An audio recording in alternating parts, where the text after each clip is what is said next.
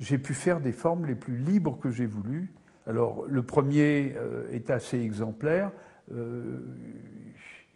Il ressemble à une espèce de coupelle biaisée. Il y a de l'air dedans. C'est une structure que vous pouvez voir en acier. Un grand rond en acier, un autre petit rond pour soutenir le coussin, un troisième rond au niveau du sol et des montants pour raccorder tout ça avec de la mousse et un textile élastique par-dessus.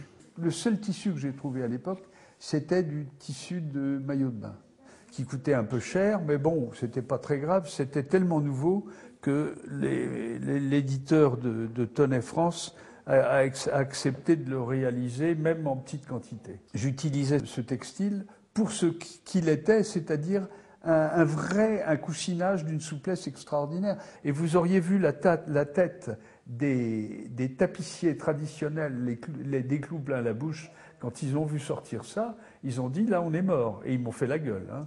C'est comme lorsqu'on s'est mis à mettre des amortisseurs aux voitures, ça a été la même chose. Il y a eu donc une espèce de souplesse, de confort, etc. Et c'est ce que j'ai donc inventé. Le seul modèle que j'ai qui ait eu un nom, et ce aux États-Unis, c'est ce grand siège un tout petit peu abusif que j'ai dessiné, le ribbon chair. Et ça, c'est la clientèle américaine qui l'a appelé comme ça. Et ça me plaît.